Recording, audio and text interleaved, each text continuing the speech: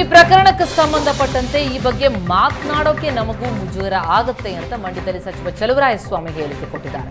ಇಂತಹ ವಿಷಯಗಳಲ್ಲಿ ಯಾವುದೇ ರಾಜಕಾರಣ ಬರಲ್ಲ, ದೂರು ಕೊಡುವಂತ ನಾವೇನು ರಾಜಕಾರಣಿಗಳು ಹೇಳಿದ್ವಾ ಹೀಗಂತ ಷಡ್ಯಂತ್ರ ಎನ್ನುವ ಆರೋಪಕ್ಕೆ ಸಚಿವ ಚಲುವರಾಯಸ್ವಾಮಿ ತಿರುಗೇಟು ಕೊಟ್ಟಿದ್ದಾರೆ. ಕಾನೂನಿದೆ, ಕಂಪ್ಲೇಂಟ್ ಕೊಟ್ಟಿದ್ದಾರೆ, SIT ಅವರು ಅದನ್ನು ತನಿಖೆ ಮಾಡ್ತಾರೆ, ಅದನ್ನ ಮೀರಿದ ಕೋರ್ಟ್ ಇದೆ, ಡಿಸಿಷನ್ ತಗೊಳುತ್ತೆ. ಈ ವಿಚಾರವಾಗಿ ನಾವು ಪಬ್ಲಿಕ್ನಲ್ಲಿ ಚರ್ಚೆ ಮಾಡೋ ಡಿಬೇಟ್ ಅಲ್ಲ. ನಮಗೂ ಅದರ ಬಗ್ಗೆ ಒಂದು ರೀತಿ ಮುಜುಗರ ಇದೆ. ಏನು ಮಾಡೋದು? ಇದು ನಮ್ಮ ಕೈಲಿದೆಯಾ? ನಾವೇನಾದ್ರು ಅದನ್ನು ಸರಿಪಡಿಸೋದಕ್ಕೆ ಅಥವಾ ನಾವು ಅದನ್ನು ಇದ್ರ ಬಗ್ಗೆ ಕಾಮೆಂಟ್ ಮಾಡೋವಂಥ ಪರಿಸ್ಥಿತಿಲಿದ್ದೀವ? ಯಾರೇನು ಮಾಡ್ತಾರೋ ಗೊತ್ತಿಲ್ಲ. ಇದಕ್ಕೆ ರಾಜಕಾರಣ ಬೆಳೆಸೋದು ಅಂತ ಅವಶ್ಯಕತೆ.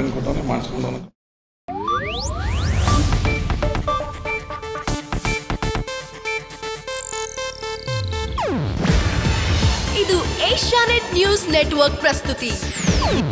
ನೀವು ನೋಡ್ತಿದ್ದೀರಾ ಏಷ್ಯಾನೆಟ್ ಸುವರ್ಣ ನ್ಯೂಸ್.